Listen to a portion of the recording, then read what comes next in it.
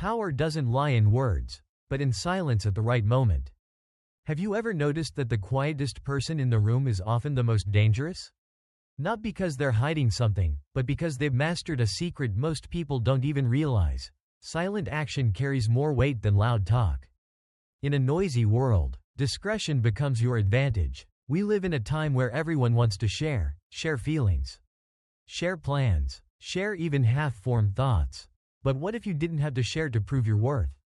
What if you could earn respect, success, and peace without ever raising your voice?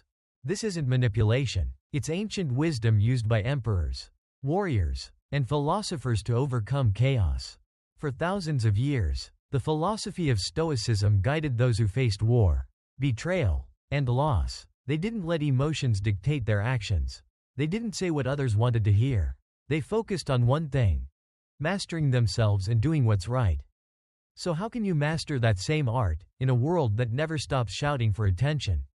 Welcome to today's video, where we're diving into 9 Stoic principles, each one a key to help you rise in silence. Stay steady in the storm, and stand out without needing the spotlight. We're not talking about abstract ideas here. We're talking real-life skills, the kind you can apply right now too. Avoid drama and noise. Keep moving forward without complaining. Earn respect without showing off. If you've ever felt drained from constantly explaining yourself, proving your worth, or trying to please everyone, then this is your space to reclaim your inner peace and quiet power. Coming up next, you'll learn how to stop talking about your problems, because complaining has never been a real strategy. Keep your projects and plans under wraps, because silence is the shield of dreams. Avoid bragging about your good deeds or wins, because the most powerful kindness is the kind that needs no applause. Each principle isn't just a life hack. It's a way of life that helps you train like a warrior, not to fight others, but to conquer yourself. So, are you ready? Take a deep breath, and get ready to step into a journey of awareness. Where quiet doesn't mean weak, but strong, where you don't need to say much to outsmart everyone else with calm and clarity. Right finger, let's begin. Lesson 1. Don't talk about challenges, turn struggles into strength. Let's be honest, life throws curveballs. Deadlines pile up, people disappoint us, plans fall apart, and when that happens, the first thing we want to do is talk about it. Rant to a friend, complain on social media, vent to anyone who'll listen. But here's a Stoic truth that hits hard: talking about your problems doesn't solve them. It might give you a brief release. Sure, but does it make that mountain of work go away? Does it fix the situation? More often than not, it just magnifies the issue in your mind, making it feel heavier, bigger, and more unmanageable than it really is. The ancient Stoics, men like Marcus Aurelius and Epictetus, had a different approach. They believed that struggles weren't interruptions in life. Struggles are life. Challenges are not detours, they are the road itself. Marcus Aurelius put it best: the impediment to action advances action. What stands in the way becomes the way. Let that sink in for a moment. The obstacle is not something to be avoided or complained about. It's a training ground, a chance to grow stronger, more focused, more capable. And the key to navigating that challenge? Silence. Now, we're not talking about bottling up your emotions or pretending everything's fine when it's not. The Stoic approach isn't about denial, it's about discipline. It's about directing your energy away from complaints and toward solutions. Picture this. You're knee-deep in a stressful project at work. It's behind schedule. Everyone's panicking. Your first instinct might be to pull someone aside and unload your frustration. But what if, just what if, you didn't? What if instead, you took a breath, mapped out your next 3 action steps, and got to work? Suddenly, you're not just another voice in the chaos. You're the calm one, the focused one, the one who's actually moving the project forward. And people notice that. They may not say it, but they notice. That kind of quiet strength builds credibility like nothing else. It's easy to complain. It's harder, but far more powerful, to act. Because when you stay silent and steady in the storm, you're not suppressing your feelings, you're choosing where to place your attention. And attention is everything. You begin to train your mind to ask the real questions. What can I control right now? What action can I take that will move me forward? Even just a little? How can I grow from this? And that shift, from problem to progress, from noise to focus, is where Stoic strength is born. Imagine you're stuck in traffic. Horns blaring. You're late. You feel the tension rise. You could slam the steering wheel and start shouting. Or, you could turn on a podcast that teaches you something new. You could sit in silence and breathe. You could use the time. Instead of losing it, in that moment, you've transformed a powerless situation into an opportunity. Not because the outside changed, but because you did. This is what the Stoics meant by inner strength. It's not loud. It's not flashy. It's not performative. It's quiet, consistent, focused, relentless. And when you live that way, when you stop broadcasting your struggles and start building through them, you begin to feel something deep inside, a quiet confidence. A sense that no matter what happens, you'll be okay. You can handle it, because you've stopped looking for sympathy. You've started creating solutions. That's why, the next time life throws something tough your way, try this. Don't talk about it. Don't tweet it. Don't post it. Don't call 5 people to tell them how bad it is. Instead, take action. Any small, clear, forward action. That's what separates those who get stuck from those who grow. So, are you willing to try it? To embrace the silence, not as a weakness, but as a weapon? To let your actions be your statement? If so, congratulations. You've just unlocked the first key of Stoicism. But there's more, because knowing when to stay silent about your struggles is just one part of the equation. There's another level of discipline that comes next, learning when to keep your personal world private. Let's explore that. In Lesson 2, don't reveal your secrets. Lesson 2. Don't reveal your secrets, the power of keeping things to yourself. Have you ever shared something personal with someone, only to feel a pang of regret afterward? Maybe you were excited, maybe you trusted them, maybe it just felt good to finally get it off your chest. But then, they didn't respond the way you hoped. Or worse, they used that information in ways that left you feeling exposed, embarrassed, or even betrayed. If you've been there, you're not alone. And that's exactly why the Stoics had this rule carved deep into their code. Don't reveal your secrets, not because you should be cold, closed off, or suspicious of everyone, but because there's strength in discretion. Think of your inner world, your thoughts, dreams, fears, and vulnerabilities as a sacred space. It's your personal sanctuary. Not everyone deserves access to it. And truthfully, not everyone is ready to handle it with care. Seneca, one of the great Stoic thinkers, said it plainly. If you want to keep a secret, keep it to yourself. In a world that celebrates oversharing, that advice sounds almost outdated, but it's never been more relevant. Just scroll through social media. People are broadcasting their lives, every fight, every struggle, every intimate detail, like it's a badge of authenticity. But Stoicism flips that script. It says, authenticity isn't about exposure. It's about alignment, about knowing who you are and not needing everyone else to know it too. Here's the truth. When you reveal too much, too fast, you give away your power. You open the door for misunderstanding, judgment, and manipulation, and you dilute the sacredness of your own thoughts. That doesn't mean you shouldn't have trusted friends or people you confide in. Stoicism isn't about isolation, it's about intentionality. It's about being mindful of who you open up to, when, and why. Because once something personal is out there, you can't take it back. Imagine this. You're working on a passion project, something that means the world to you. It's still raw, it's still fragile, and one day, in a burst of excitement, you tell someone about it. Their reaction? A skeptical smirk, a discouraging comment. Suddenly, your spark dims, doubt creeps in, all because you handed your vision to someone who couldn't see it. That's what the Stoics warn against. Guard your inner world like it's treasure, because it is. Keeping your secrets doesn't make you cold or dishonest.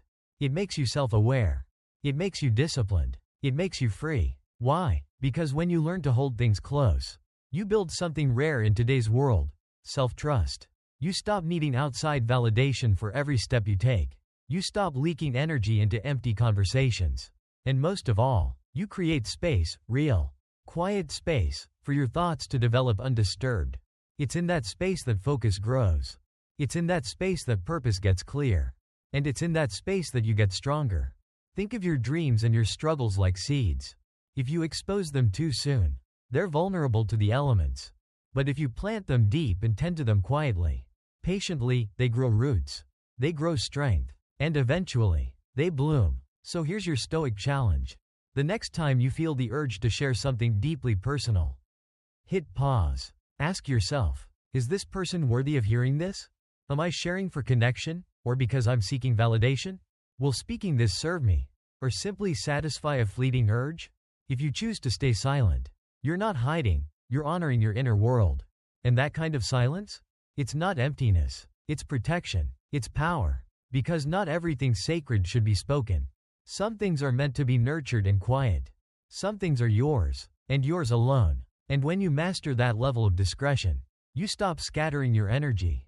You start conserving it, sharpening it, and focusing it on what truly matters. Now that you've reclaimed your inner space, there's something else to consider. It's one thing to protect your personal secrets. But what happens when you succeed? When things go right? When you accomplish something worth celebrating? Do you share it with the world, or do you keep even that to yourself? Let's talk about it next. In Lesson 3, don't talk about your achievements. Lesson 3. Don't talk about your achievements, the quiet power of humility. You've worked hard. You've sacrificed sleep, pushed through doubt, stayed focused when it would have been easier to quit. And now, it's paid off. You got the promotion. You finished the project. You hit that milestone you've been chasing for months, maybe years. It's tempting, right? To blast it on social media. To let the world know, I did it. And you wouldn't be wrong to feel proud. You should feel proud. But here's where the Stoics challenge us. Just because you accomplished something, doesn't mean you need to announce it. In fact, they would argue the opposite. True strength lies in quiet success. Epictetus, one of the great minds of Stoicism, said it best. Don't explain your philosophy. Embody it. In other words, don't talk about what you've done. Be the person who does it again. Because here's what happens when we chase applause. We start performing. We begin to do things for the reaction, not for the meaning behind them. And that shift, from purpose to performance, is where fulfillment begins to slip away. Think of someone you admire, not because of what they post, but because of what they consistently do. They're focused, grounded, they don't brag, they don't boast, but people notice them. Why? Because real excellence doesn't need a spotlight. It creates its own gravity.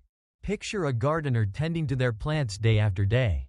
She doesn't go door to door telling people about the seeds she planted. She just works, waters, waits. Then one day, her garden blooms. Bright, lush, full of life. People walk by and say, "Wow, that's beautiful." And she smiles, because the results say more than she ever could. That's Stoic humility. It's not about pretending you didn't succeed. It's about letting your success speak for itself, without you needing to translate.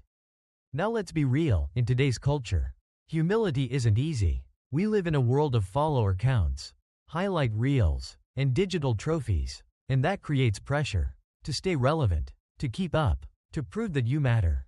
But the Stoics remind us, your worth doesn't live in someone else's feed. It lives in your habits, your character, your quiet commitment to keep growing, especially when no one's watching. When you brag, you feed your ego. But when you stay grounded, you feed your soul. And here's the kicker. When you don't talk about your wins, people lean in. They wonder, how does she always get things done? How is he so consistent? You create curiosity. You inspire, not with noise, but with presence. So here's your Stoic challenge. The next time something great happens, pause, acknowledge it inwardly, celebrate it privately, and then, keep going. Let your legacy be built not on announcements, but on momentum. Not on, look what I did, but on, watch what I keep doing. Because success that's built on applause is fragile. But success that's built on silence? That's unshakable. Now you may be wondering, if we don't talk about our struggles, our secrets, or even our successes, what can we talk about? Well, here's one thing the Stoics would definitely advise against. Talking about other people. Because when you put the spotlight on someone else's life, you risk losing focus on your own. Let's dive into that next, in Lesson 4. Don't talk about others. The Stoic path to a gossip-free mind. Lesson 4. Keep your next move a mystery. Let silence drive the strategy. So, you've got a plan. Something exciting. Something that could really change the game. You're fired up, motivated. You can already see it in your head, the end result. The big moment. And the urge bubbles up. I need to tell someone. But here's a Stoic truth that might surprise you. Sometimes, The best way to protect your dream is to keep it to yourself. Not because you're being sneaky, not because you're hiding, but because silence is often the smartest move in a noisy world. Think of it like this: when you share your plans too early, 3 things happen, and none of them help. First, you open the door to outside opinions. Well-meaning or not, people will give you their take. They'll ask questions, raise doubts, offer suggestions that might knock you off course. And before you know it, the clarity you once had is replaced by confusion. Second, you create pressure. Announce your big goal and suddenly, the clock is ticking. People expect updates. You start worrying about how you look instead of how you're actually progressing. And that pressure? It can quietly crush your motivation. Third, and maybe the most surprising, your brain can get tricked. Studies show that talking about a goal gives you a premature sense of accomplishment. In other words, your mind gets a hit of dopamine just by sharing the dream, making you less driven to actually do it. But the Stoics knew better. They weren't in the business of broadcasting intentions. They were in the business of delivering results. Epictetus once said, "First say to yourself what you would be, and then do what you have to do." Notice what's missing. Nowhere in there does he say, "Tell everyone first, get feedback, post about it." No, he says, "Decide inwardly, act deliberately, because when your next move is a mystery, you keep control, you stay centered, you remain immune to the noise, the doubt, and the need for applause." Let's bring it down to earth. Imagine you're planning to start your own business. You've got the vision, you've been doing the research, you're ready to take that leap. Now, picture telling everyone, friends, coworkers, even your cousin who never really believes in anything. Suddenly, the questions start flying. Are you sure that'll work? Isn't the market already saturated? Don't you need more money to pull that off? And just like that, the seed of doubt is planted. Maybe you start second-guessing yourself.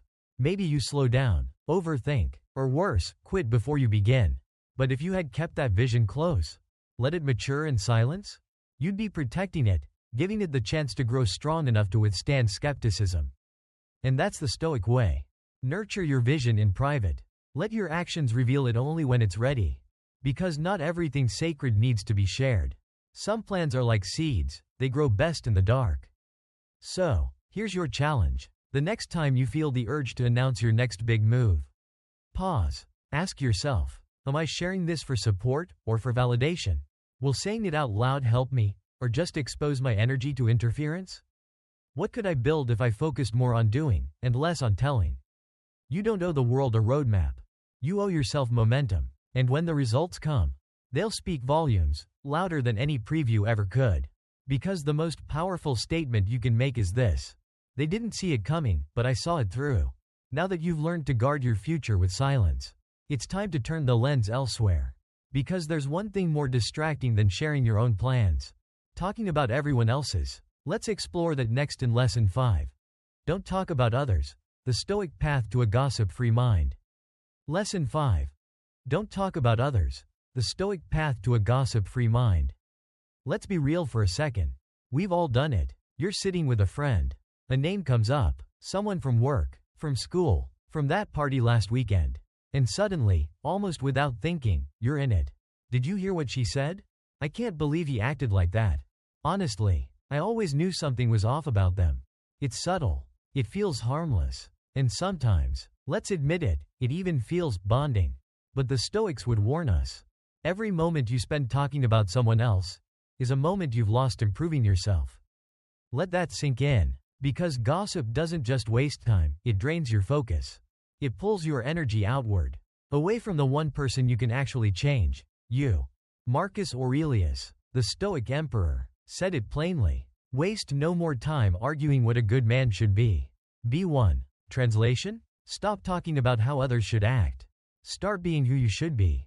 Here's the deeper truth. Talking about others might give you a temporary sense of superiority, but it leaves behind something far more toxic: judgment, comparison, and insecurity. Because if you get used to picking people apart, you'll start turning that same lens inward. And before long, your mind becomes a courtroom, always judging, always dissatisfied. Now imagine the alternative. Instead of jumping into gossip, you choose to sit with your own thoughts. You reflect, you learn, you grow. You show up differently, not just in conversation, but in presence. That's what the Stoics meant by inner discipline. And beyond personal growth, there's another powerful reason to stop talking about others. You create a space that lifts people up, rather than drags them down. Think about your environment, your workplace, your friend group, your family. What would change if no one gossiped? If people focused more on their own lane instead of watching everyone else's? You'd feel safer, more supported. You'd think bigger, try harder, because you'd know no one's waiting to criticize you behind your back. That kind of culture isn't just good for the soul. It's good for progress. And it starts with you. You don't have to call people out. You don't have to make a big speech.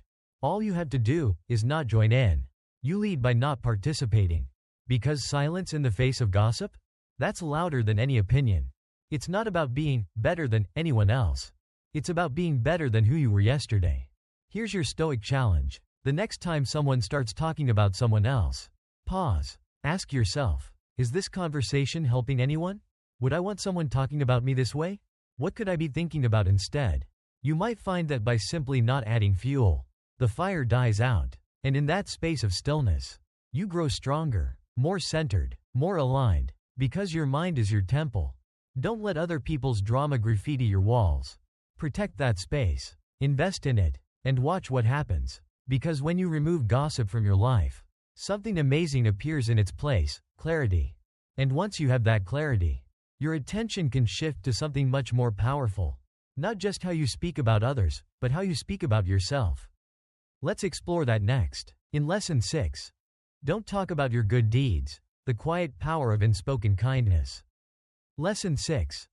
Don't talk about your good deeds, the quiet power of unspoken kindness. You see someone struggling with heavy bags and you help carry them. You donate to a cause that matters deeply to you. You spend your weekend volunteering, when you could have just as easily stayed home. It feels good, doesn't it? And right after that moment of kindness, a new temptation creeps in. Should I share this? Should I tell someone what I did? Will they think better of me? Will I inspire others? But here's the Stoic challenge. Can you do something good and not tell a soul? Because real virtue, the kind that builds character and ripples through the world, it doesn't need to be announced. It just needs to be lived. The Stoics believed that doing the right thing because it's right is the highest form of character.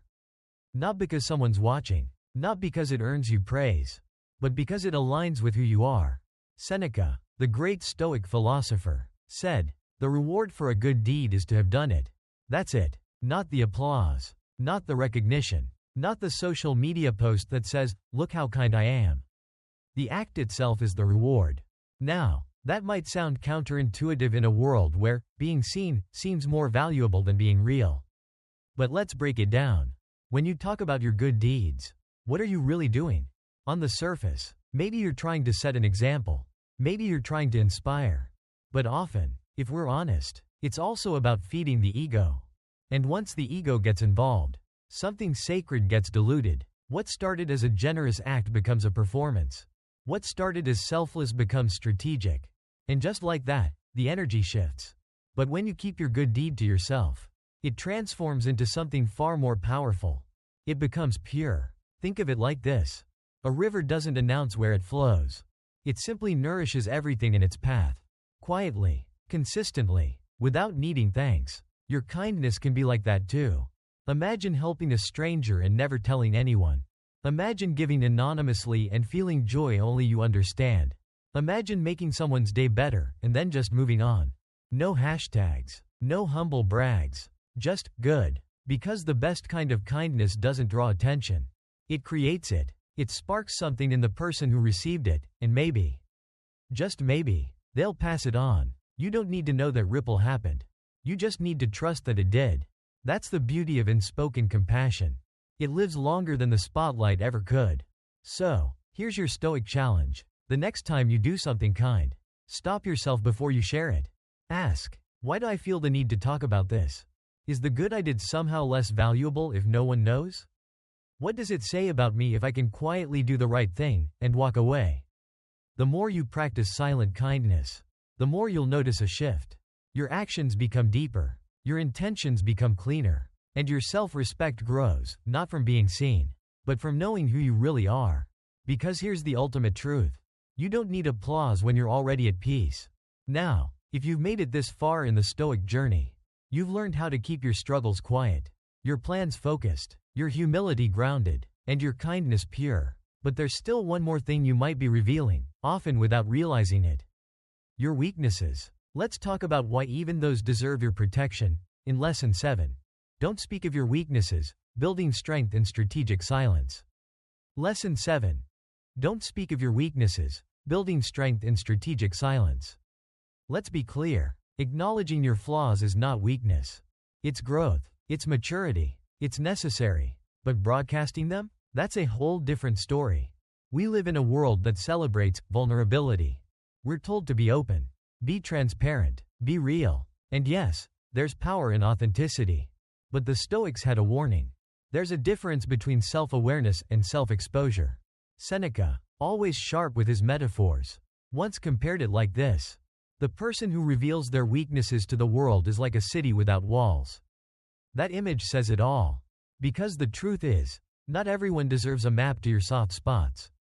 Not everyone who listens is listening with kindness. Some are keeping notes. Some are calculating how to use your cracks against you, even if they don't mean to. That's why the Stoics practiced what you might call strategic silence. Not secrecy, not shame, just wisdom. Here's the thing, we all have weaknesses. Maybe you struggle with procrastination. Maybe you're sensitive to rejection. Maybe you overthink or get overwhelmed easily. That's human. That's honest. But when you announce those struggles publicly, especially to the wrong people, you invite pressure, judgment, or manipulation. Think of it like handing someone your armor and asking them not to take a swing. You might trust them not to, but what if they hand it off to someone else? What if they forget how valuable it was? Now let's flip the script. Imagine holding your vulnerabilities close. Not to hide them, but to understand them. To work with them. To slowly, quietly, turn them into strengths. That's what the Stoics did. They didn't parade their pain. They trained through it. They understood that real resilience happens in private. Because when you keep your weaknesses inside your circle of self-awareness, you gain something precious, control. You can observe without judgment. You can study your patterns. You can create systems. And when you do take action, it's deliberate, not defensive. Let's say you know you get flustered in meetings. You could announce it. Hey everyone, I'm really bad at public speaking. Or, you could prepare your talking points. Rehearse in private. Build quiet confidence. And then speak up, clearly and calmly, without ever needing to label yourself. Which version of you leaves a stronger impression? Exactly. So here's the Stoic challenge. Stop giving people the playbook to your inner fears. Start building quiet strategies instead. Ask yourself, is sharing this helping me, or just relieving short-term discomfort? Who am I entrusting with this vulnerability, and why? What if I took this energy inward and used it to build resilience instead? Because when you don't speak of your weaknesses, something powerful happens. You stop identifying with them. You stop letting them define you. You start working through them with intention, not identity. You don't need to explain why you're struggling. You just need to show up stronger next time. And when people ask how you got there, you can smile and say, I've been doing the work. Because strength isn't always loud. Sometimes, it's quiet, focused, invisible, until the moment you need it most. Now that you've learned to guard your weaknesses, let's take a look at something equally personal, but even more fragile. Your dreams. Because not every goal needs a grand reveal. Sometimes, the most beautiful visions grow best in silence. Let's explore that next in Lesson 8. Keep your dreams to yourself. Nurturing aspirations in quiet spaces. Lesson 8. Keep your dreams to yourself. Nurturing aspirations in quiet spaces. Dreams are fragile. They start small, sometimes as whispers, sometimes as sparks. An idea, a calling, a vision that tugs at your heart and makes you think, maybe this could be something. And in that early stage, it's tempting, so tempting, to share it. You want to tell a friend, a partner, a group chat. You're excited. You want to feel heard, maybe even validated. But here's a lesson the Stoics would urge us not to forget. Not every dream is ready to be spoken. Because once a dream leaves your lips, it enters the world, a world filled with doubt, comparison, criticism, and noise. And those first few comments?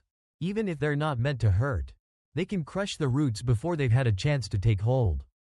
Are you sure that's realistic? That sounds risky. You? Really? It doesn't take much. Just a raised eyebrow, a lukewarm response, a half-hearted smile, and suddenly, your once bright idea feels a little dimmer. That's why the Stoics practiced something powerful. They kept their dreams close until the time was right. Not out of fear, but out of respect. Because dreams are sacred. They deserve protection. They deserve space to grow. Undisturbed. Imagine planting a seed. Would you dig it up every day to show someone how it's doing? Of course not. You'd bury it, water it, protect it from harsh winds. You'd give it time, and then, only then, would it break through the soil and reach toward the sun. Your dreams are no different. When you keep them to yourself, 3 beautiful things happen. First, you protect your motivation. You stay connected to why this dream matters, without needing anyone else's approval to fuel it. Second, you build resilience. When things get tough, and they will, you won't crumble at the first sign of doubt. Because you've already been holding this vision steady on your own. Third, you stay patient. Without the pressure of having to prove or perform, you allow the dream to evolve naturally. You give it time to become what it was meant to be, not what others think it should be. Let's be clear, we're not saying you should never share your dreams. But timing and trust are everything. Share with people who've earned the right to hear them. People who water your fire, not smother it. People who know how to sit with a fragile vision and say, I believe in this, I believe in you. Until then, let your silence be your sanctuary. Let your dream be your secret fuel, something you wake up for, fight for, and build toward when no one else is watching. Because when it finally comes to life, they won't need an explanation. They'll see it, they'll feel it, and they'll wonder how you stayed so grounded while building something so beautiful. Here's your Stoic challenge. The next time a dream starts growing inside you, pause. Ask yourself, is this ready to be shared, or still in its becoming? Am I looking for support, or validation? What would it feel like to nurture this privately, patiently, powerfully? You don't need to announce your dream to make it real. You just need to commit to it, quietly, daily, fully. Because when your dream is rooted deep, no wind can shake it, no voice can drown it, and no doubt can undo it. Now, after all this reflection, after learning to protect your plans, your goodness, your weaknesses, and your aspirations, there's one more place the Stoics urge us to turn inward. Your solitude. Because in a world that fears being alone, there lies a hidden power in choosing it, on purpose. Let's explore that final key, in Lesson 9. Embrace solitude, finding strength in your own company. Man in lotus position. Lesson 9. Embrace solitude, finding strength in your own company. We often think of solitude as something to escape. Empty rooms, quiet weekends, being the only one not invited. But what if solitude isn't emptiness at all? What if, instead of being a sign of lack, it's actually a form of wealth? The Stoics believed that solitude, true, intentional solitude, was not a weakness, but a gift, not something to run from, but something to lean into. Because in solitude, you don't disconnect from the world, you reconnect with yourself. In today's hyper-connected world, we're bombarded 24/7. Messages, notifications, news, noise. We're always on, always surrounded, even when we're alone. But presence isn't just physical. Sometimes the loudest distractions are the ones inside your mind. That's why solitude is so powerful. It cuts through the static. It gives you space to hear your own voice again. Seneca once said, "Loneliness is the poverty of self, solitude is the richness of self." That contrast is everything. Loneliness happens when you fear being with yourself. Solitude happens when you choose to be with yourself. And when you do, really do, you begin to see things clearly. What you've been avoiding, what truly matters, what parts of you are calling out to be heard. Solitude is not isolation. It's not withdrawal. It's intentional presence. It's sitting quietly without needing to perform. It's walking alone in nature and letting your thoughts breathe. It's journaling, meditating, reflecting, not because someone told you to, but because it brings you home. And yet, not everyone will understand this. Some might see it as strange. They'll say, "Why don't you come out more?" Or, "Aren't you bored?" But that's okay. Solitude isn't something you need to explain. It's something you protect, something you hold sacred. Think of it like a secret garden, yours and yours alone. No outside voices, no filters, no expectations. Just you, your thoughts, and the quiet clarity that only comes when the world stops spinning for a while. And from that stillness, that's where ideas are born. That's where healing begins. That's where strength is built, not on noise, but on knowing. Here's the truth. When you learn to be at peace in your own company, you become unshakable. Why? Because you no longer depend on others to fill your space, validate your worth, or define your direction. You move from a place of grounded calm, not social pressure. So, here's your final Stoic challenge. Carve out solitude, not as an escape, but as a practice, a ritual, a sanctuary, even just 10 minutes a day. No phone, no music, no distractions, just you, your breath, and your presence. Ask yourself, what do I need to hear right now, that the world has been too loud to let me hear? What would happen if I stopped running from the quiet and started listening to it instead? You might be surprised by what rises to the surface. Because that space, that silence, it's not empty. It's full of you. And when you embrace that, you step into a kind of power the world can't touch. Blank. Blank. Bullseye final reflection, bringing it all together.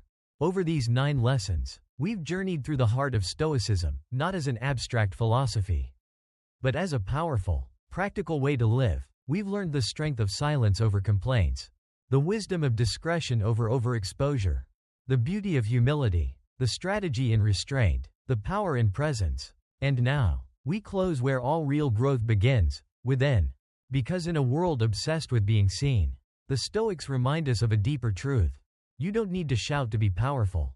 You just need to know who you are, quietly, deeply, and consistently. So take these keys, not as rules but as tools.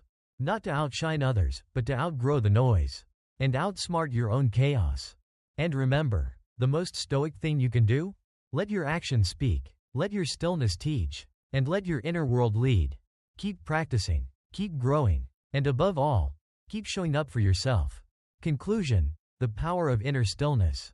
In a world that constantly demands your attention, your reaction, your opinion, your performance, Stoicism offers something rare and revolutionary: stillness. It reminds us that we don't need to respond to every comment, defend every choice, or chase every compliment. We don't need to allow others to hijack our peace with their noise. Because at the heart of Stoic wisdom is a timeless truth. You are not disturbed by things, but by your judgment of them. Epictetus. The Stoics teach us to turn inward, to anchor ourselves in calm, to focus not on what others think, but on what we do, and why we do it. Across these 9 lessons, we've uncovered simple yet profound shifts that help us reclaim our power. Speaking less, but acting more. Letting our work speak for itself. Protecting our goals, our kindness, our dreams, and even our solitude. Each principle isn't just advice, it's a tool.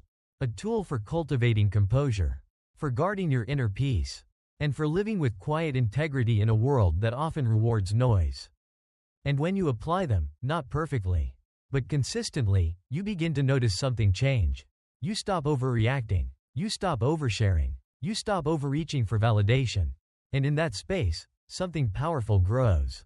Clarity, strength, self-trust. Because true power isn't loud. It isn't desperate. It doesn't chase applause. It's quiet, focused, and deliberate. So take these lessons with you. Live them, practice them, come back to them when the world gets loud. And above all, remember this: you don't need to control the world. You just need to control how you show up in it. And that is enough.